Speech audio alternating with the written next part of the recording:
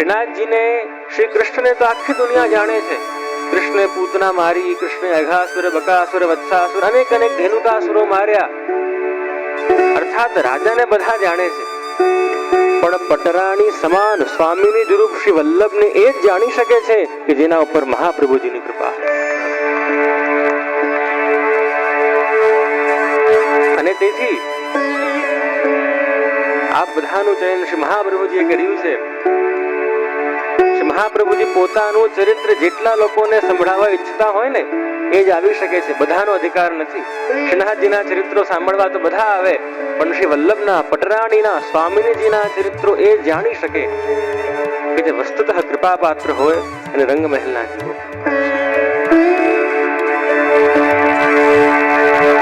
સમસ્ત વૈષ્ણવી સૃષ્ટિ માટે કોઈ પરમ આરાધ્ય હોય આપણા શ્રીનાથજી છે. આપણા બધાના સર્વસ્વ શ્રીનાથજી છે. પણ એક વસ્તુ આપ બધા ધ્યાન રાખજો પ્રિયજનો, આપણા સર્વસ્વ, આપણા પ્રાણ પ્યારા તો શ્રીનાથજી છે, પણ સર્વસ્વથી પણ કોઈ ચઢિયાતા હોય ને તો એ મહાપ્રભુજી છે.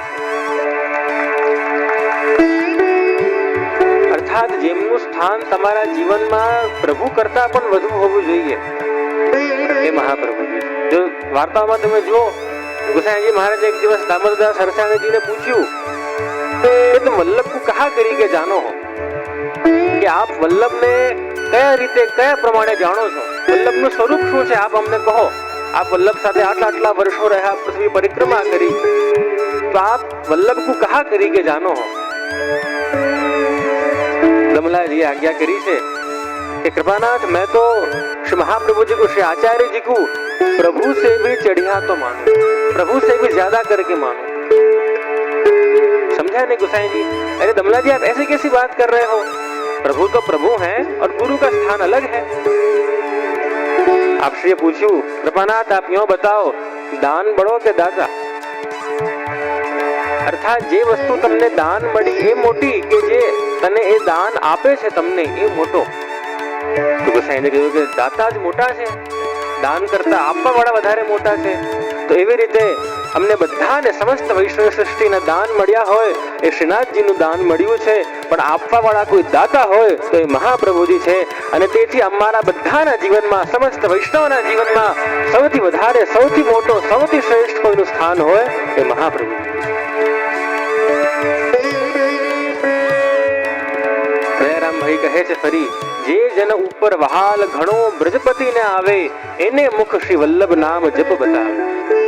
જેના ઉપર બ્રજપતિની અત્યધિક કૃપા હોય છે, અત્યંત જેને પ્રભુ જેનાથી વહાલ કરતા હોય છે. એટલે તમે જુઓ તો આપણા જગાવાના પદોમાં પણ આપણે જ્યારે પ્રભુને જગાવીએ છીએ એના પહેલા આપણે શું ગાઈએ છીએ? જય જય શ્રી વલ્લભ પ્રભુ વિઠ્ઠલેશ સાથે, નિજન પર કરત કૃપા ધરત હે હાથ માથે. પ્રભુને જગાવ્યા પહેલા પણ મહાપ્રભુજીના પદો ગાવામાં આવે છે. અને એમાં વિદ્યમાન આનંદ તદ ચલત ક્યો અપાથે, શ્રી હરિરાજજી કેટલી સુંદર આજ્ઞા કરે છે કે જે તમને આનંદ મળેલું છે, વિદ્યમાન આનંદ તજ ચલત ક્યો અપાથે. અને રસિક ચરણ શરણ સદા રહેત હૈ બડભાગી જન, और अपनो કરી ગોકુલપતિ ભરત તાહિ બાથે. કે જેના મુખમાં શ્રી વલ્લભનું નામ હોય એવો વૈષ્ણવ કે જે વલ્લભના ગુણગાન કરતો હોય, એવો વૈષ્ણવ કે જે વલ્લભના ગુણગાન સાંભળતો હોય, એ પ્રભુને એટલો બધો પ્રિય થઈ જાય છે, એટલો બધો પ્રિય થઈ જાય છે કે પ્રભુ પણ સિંહાસનથી ઠેકરો મારે છે, પ્રભુ પણ સિંહાસનથી છલાંગ મારે છે અને એ વૈષ્ણવને પોતાની બાથમાં ભરી લે છે. રસિક ચરણ શરણ સદા રહેત હૈ બડભાગી જન, और अपनो કરી કે ગોકુલપતિ ભરત તાહિ બાથે. પોતાનું જાણીને કે અરે આ તો મારો છે, આ તો મારા વલ્લભનો વૈષ્ણવ છે. કૃષ્ણ ભક્તો તો ઘણા હોય પણ વલ્લભ ભક્ત કેટલા છે? અને એવા પ્રભુ, એવા મહાપ્રભુના જ્યારે ગુણગાન થતા હોય ત્યારે આપણે અનેક અનેક પક્ષથી શ્રી મહાપ્રભુજીના ચરિત્રનું દર્શન કરીશું. આપણા ત્યાં તમે જુઓ પુષ્ટિ માર્ગમાં દરેક તત્વોના 3 સ્વરૂપ બતાવવામાં આવ્યા છે. રૂપમ તત્ ત્રિતયાત્મકમ, આદિદૈવિક સ્વરૂપ, આધ્યાત્મિક અને આદિભૌતિક સ્વરૂપ. પ્રત્યેક સ્વરૂપને આપણે ચર્ચા કરીશું અને અંતમાં કઈ રીતે શ્રી મહાપ્રભુજીનો જન્મ થયું છે ચંપારણ્યમાં, ત્યાં સુધી આપણે આપણી આજની યાત્રા લઈ જઈશું. શ્રી મહાપ્રભુજી પ્રગટ થયા ભૂતલ ઉપર અને પુષ્ટિ ભક્તિનો માર્ગ સ્થાપિત કર્યો છે. પૃથક શરણ માર્ગોપદેષ્ટા પુષ્ટિ માર્ગે સર્વ માર્ગ વૈલક્ષણ્ય અનુભૂતિકૃત. સર્વોત્તમ સૂત્રમાં તમે નામ જોશો મહાપ્રભુજીનો. એવો એક માર્ગ સ્થાપિત કર્યો જે એવો એક માર્ગ કે બધાથી અલગ હોય એવો માર્ગ. જૂના આચરણ વચનામૃતોમાં આજ્ઞા કરતા ને કે એક દિવસ એક વૈષ્ણવ એક વલ્લભકુલ બાલક પાસે પ્રભુ પુષ્ટાવા માટે ગયા અને વિનંતી કરી, કૃપાનાથ મને ઠાકોરજી પધરાવી આપો. પ્રભુ પુષ્ટાવી દીધા વલ્લભકુલે. હવે આ બિચારા વૈષ્ણવ પુષ્ટાવ્યા પછી બેસ્યા રહ્યા. रहा माँ के वल्लभकुल अमना पधारे और मुझे समझाएंगे कि अब मुझे प्रभु की सेवा किस प्रकार करनी है. 1 કલાક બેસ્યા, 2 કલાક, 3 કલાક, 4 કલાક વલ્લભકુલ પધાર્યા જ નહીં. विनती करावड़ावे છે ખવાસથી કે વલ્લભકુલ ને विनती करो कि અહીંયા पधारे और हमें समझाएं कि हमें प्रभु की सेवा किस प्रकार करनी है. झारी जी कैसे भरे, प्रभु को जगाएं कैसे, प्रभु के श्रृंगार कैसे करें.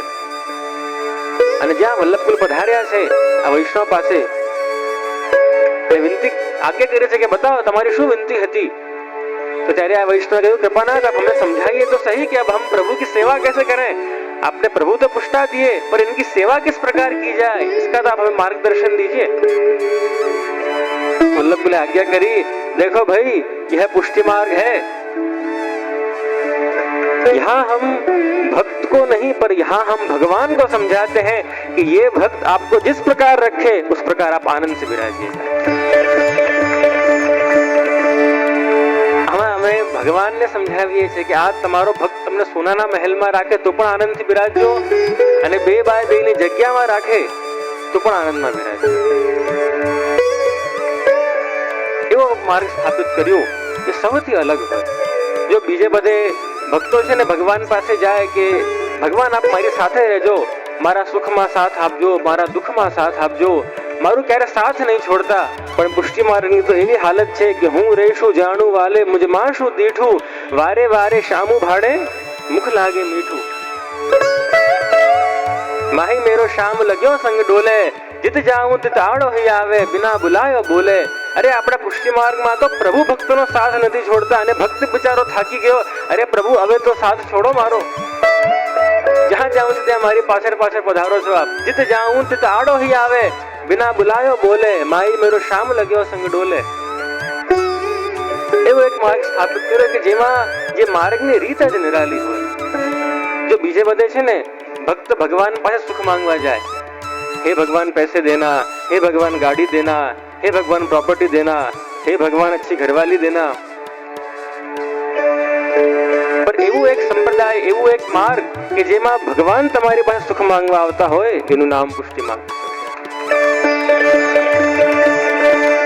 ભોગ શ્રृंगार सुन मेरी मैया, मोहे श्री विठ्ठल नाथ के हाथ को भावे. તમે પ્રસંગોમાં જુઓ પ્રભુ આજ્ઞા કરે છે કે મને તારા ત્યાં નથી રહેવું પણ મને તો મારા વૈષ્ણવોને ત્યાં જવું છે કે જે મને બધું પ્રેમથી લેવડાવે છે.